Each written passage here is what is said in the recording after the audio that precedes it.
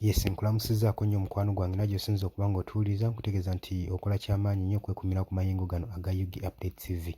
Bobi Wine mukulembeze wa National Unity Platform Robert Kyagulanyi Ssentamu tannazikiza azzeemu n'ayasanguza ebyamasaako n'okuba nga abanja poliisi abaana abawambiddwa eri ku One Lovely Beach e Busaabala ggwe mukwano gwange ali eyampuliriza olunaku olwaleero.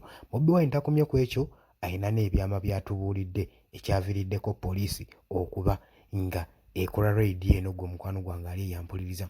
Nkwanirizaako nnyo kutegeeza nti ku UG Update TV kw'osinzira okuba ng'otuwuliriza kusaba busabi gw'atatera kuba nga tukusaba busabi gw'atatera kuba ng'otweyungako ogende wali wansi wajjira ekigambo subscribe ekikooneko ojja kuba ng'otweyungako bulungi nnyo osobole okuba nga okeepingibwa ng'oli updated toyerabira kona mukadde nagamba kakuyambako nnyo okuleetera notification message okulaga information yonna gye tuba tutaddeko buli ssaawa.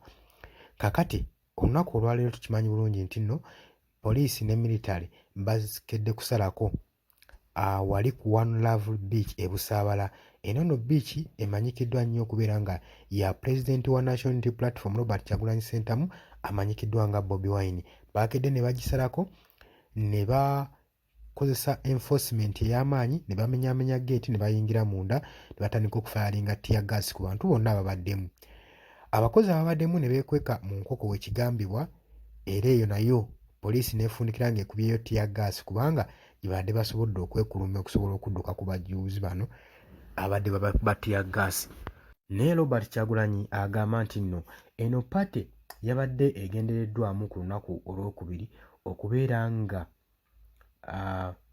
kubanga bagikuza ejaganyaamu abaana aba comrade omu eyattibwa oba eyadetainingibwa era mu ngeri y'emu ng'eyabuzibwawo olw'okusapootinga opposition ekibiina kino ekya National Unity Platform. Kati poliisi gyevudde ekedde ku makya n'ekola raid n'ewamba beewambye era Bobi Wine agamba mbawambiddwa mulimu Sava Peter, Mudenya Samsoni, mulimu Tulyasigula Samsoni. Bano be bamu ku bawambiddwa gwe mukwano gwange ali eyampuliriza abawambiddwa n'ekitongole ebikuumaddembe omuli poliisi ssaako ne military era Bobi Wine wenjogerera ali mu kubababanja kubanga tebannamanyaako mayitire gaabwe.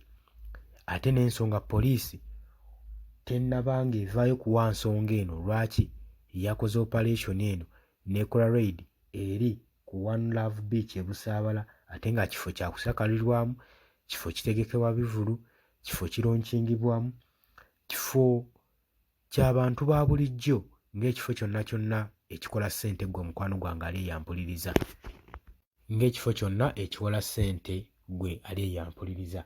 Kakati Bobi Wine avuddeyo n'abagamba nti nno yeetaaga abaana bonna bonna abawambiddwako operation eno kubanga tebalina musango, abasinga bakozi babadde bazze just kola bukozi ssente, abamu badigize era poliisi ekyo kyeyakoze yakikoze mu bukyamu okukwata tear gas okuba mu kintu ekyakalirwamu ekireeta abantu okuva ebule n'ebweya gwe mukwano gwange ali eyampuliriza. Kutegeeza nti nno obadde muwuliriza mulungi nnyo webale kwekumira ku mayingo gano aga UG Update TV. Kyenkubiriza gwe atanaba kuba ng'osubscribinga jangu osubscribinge, jangu mukwano gwange osharinge, likinga, jangu okomentinge. Mbagala nnyo, mweraba.